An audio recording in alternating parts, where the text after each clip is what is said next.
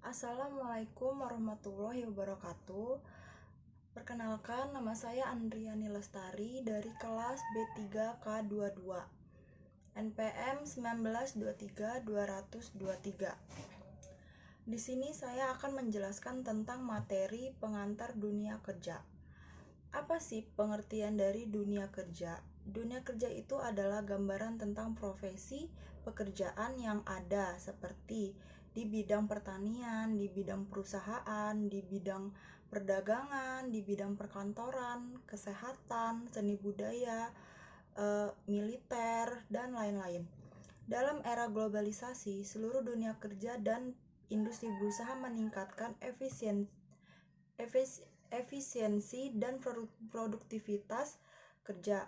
Adanya peningkatan efisien dan produktivitas kerja menunjukkan bahwa perusahaan telah melaksanakan re-engineering dan restructuring dalam rangka meningkatkan proses produksi.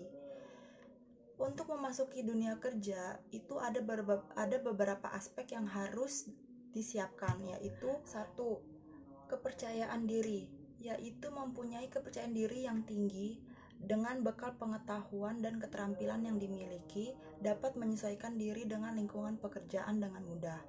Terus yang kedua itu ada komitmen, yaitu kemampuan dan kesungguh-sungguhan dalam melaksanakan pekerjaan sesuai dengan aturan yang berlaku.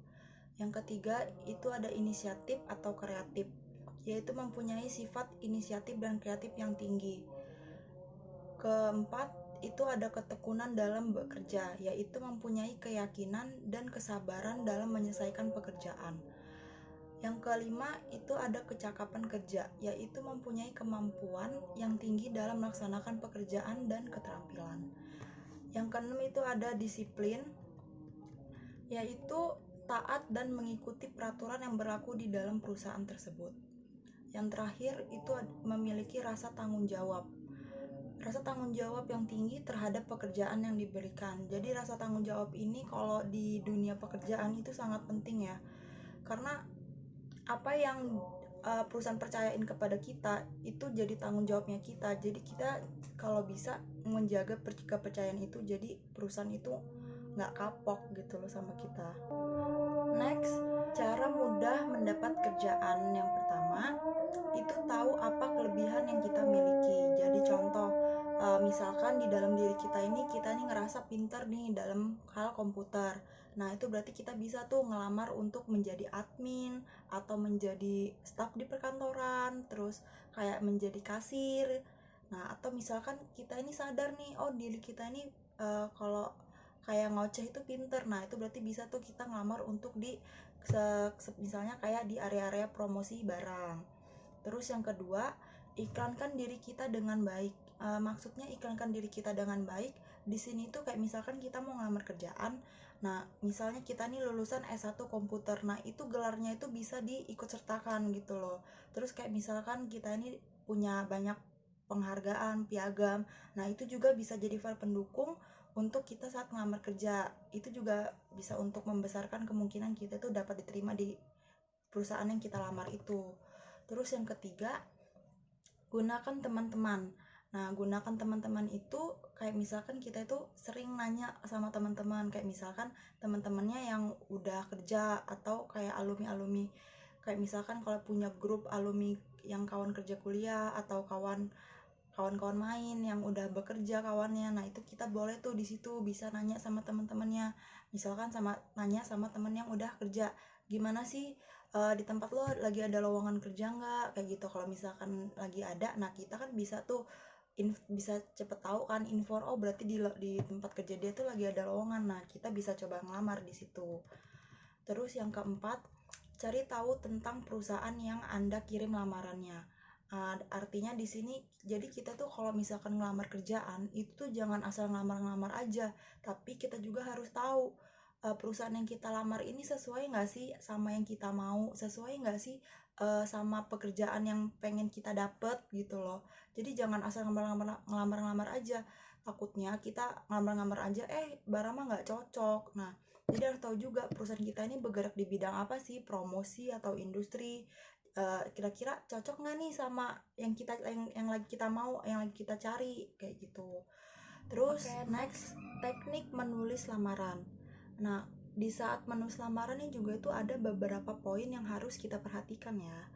Yang pertama itu tempat dan tanggalnya itu harus jelas. Jadi kayak misalkan kita mau buat surat lamaran untuk tanggal 2, berarti tanggal yang kita tulis di dalam surat kita itu ya tanggal 2, jangan tanggal 5 atau tanggal yang lain.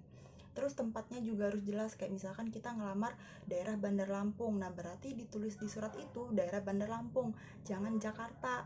Pokoknya harus sesuai. Terus yang kedua, kepada yang terhormat, namanya itu tuh nama pimpinan perusahaan itu, kalau ada gelarnya ya beserta gelarnya dan jabatan perusahaan yang dituju. Jadi kayak misalkan kepada yang terhormat Bapak atau Ibu pimpinan perusahaan apa, misalkan gitu. Terus yang ketiga, alamat perusahaan itu harus lengkap, tidak boleh dilewatin. Jadi kita kalau mau ngirim surat lamaran itu tuh biasanya ada di posisinya itu ada di amplop coklatnya itu loh. Jadi di situ kita harus nulis tuh, misalkan kita ngelamar di PT apa, nah alamat PT itu apa, nah itu ditulis harus lengkap. Terus yang keempat itu ada salam pembuka. Yang kelima itu ada kata pengantar atau pembukaan, kayak misalkan dengan hormat saya gini dan seterusnya.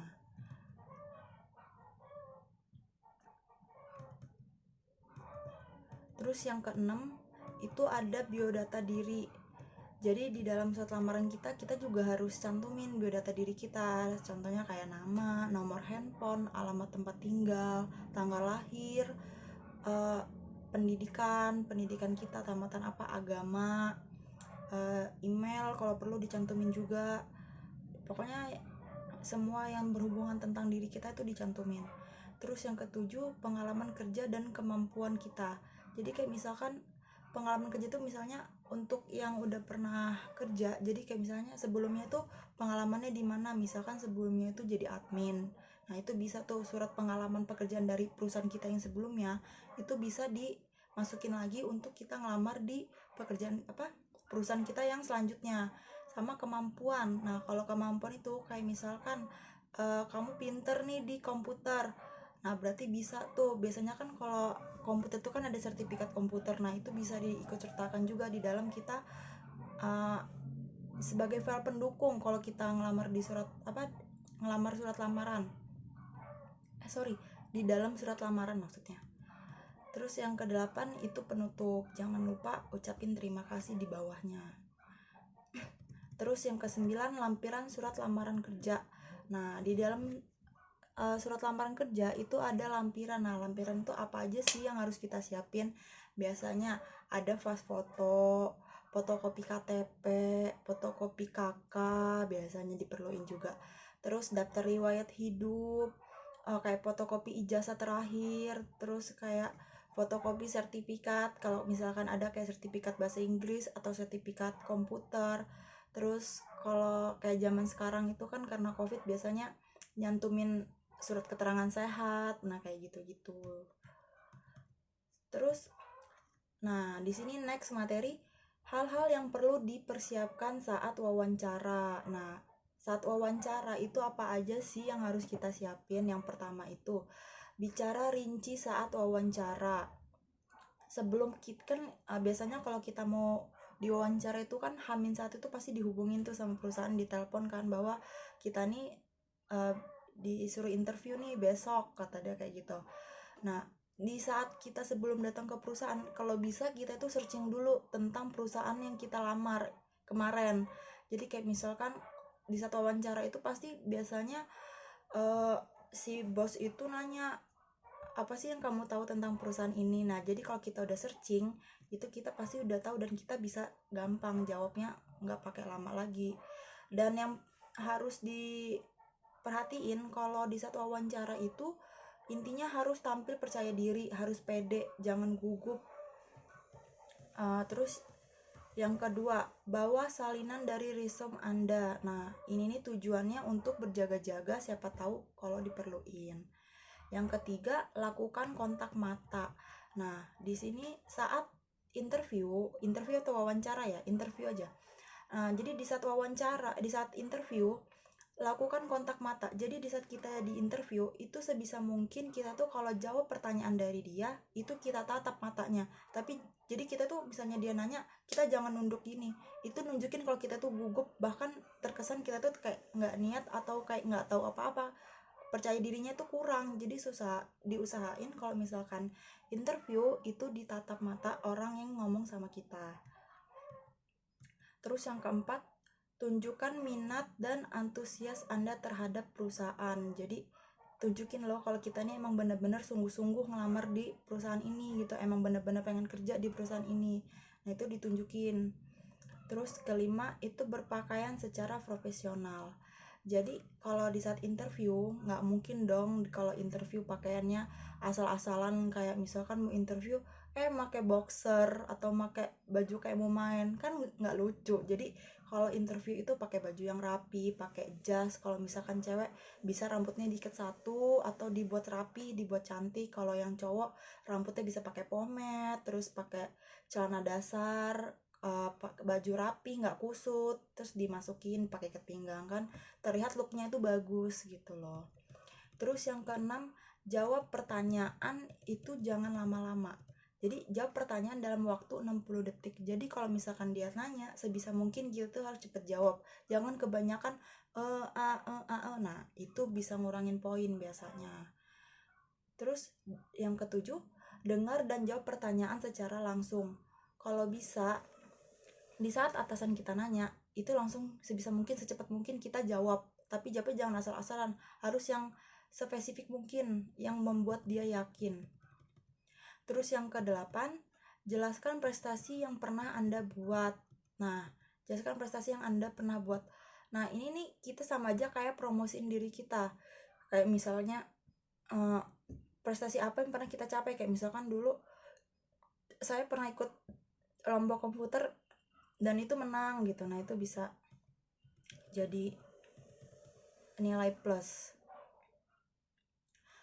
Oke, yang terakhir, selesai diwawancara itu jangan lupa ucapkan tanda terima kasih untuk yang kedua kalinya. Nah, tanda terima kasih ini ditujukan untuk rasa hormatnya kita ya, menghargai dia gitu loh. Terus next materi yang perlu diperhatikan setelah diterima di tempat kerja. Nah, ini ceritanya udah diterima di tempat kerja ya. Jadi apa aja yang harus diperhatiin saat pas udah diterima di tempat kerja? Yang pertama, tentunya yang pertama itu pakaian. Jadi di hari kerja kita yang pertama, di pertama kali kita kerja di hari pertama, itu kita harus sebisa mungkin tampilan itu yang rapi, wangi, bagus. Nah, jadi kesan pertama aja udah bagus gitu kan. Terus yang kedua, mempersiapkan ponsel untuk menunjang pekerjaan. Jadi ponsel itu apalagi di zaman sekarang HP itu memang penting kan. Apalagi untuk kerja-kerjaan kayak misalkan grup perusahaan pasti kan udah pakai WA sekarang itu, untuk komunikasi juga dengan yang lain-lain. Terus yang ketiga, menjalin komunikasi yang baik dengan teman-teman kantor. Nah, kalau ini udah pasti ya, jadi kita tuh harus cepat adaptasi sama kawan-kawan kita yang di kantor. Karena kalau misalkan kita yang diem-diem aja, sedangkan kita baru pertama kali kerja di kantor itu, kalau kita nggak tahu gimana mau nanya sama siapa. Jadi kita harus jangan sombong. Jadi intinya jangan sombong lah, sering-sering negor sama kawan. Yang keempat itu menjalin budaya kerja di kantor. Nah, menjalin budaya kerja itu yang tuh lebih ke sopan santunnya sih, kayak misalkan ngucapin selamat pagi, sapa gitu loh. Terus yang kelima itu job disk. Nah, ini penting. Kalau kita udah diterima di perusahaan, kita tuh harus tahu job disk kita itu apa. Kayak misalkan contohnya itu keterimanya di admin nih, atau enggak keterimanya di tempat promosi. Nah, misalnya contohnya saya nih ya, misalnya saya keterima di penempatannya di area promosi. Nah, jadi saya tuh harus tahu job desainnya apa sih, yaitu mempromosikan barang. Jadi kayak misalkan kalau ada promo gimana sih caranya biar konsumen tuh tertarik dan cepet gitu loh beli barang kita itu. Nah, kayak gitu. Pokoknya kalau job desk itu kita harus menguasai banget, harus tahu banget. Oke, sekian penjelasan dari saya, semoga bermanfaat. Kalau ada kata-kata yang salah atau bahasa yang kurang dimengerti, saya mohon maaf dan terima kasih. Assalamualaikum warahmatullahi wabarakatuh.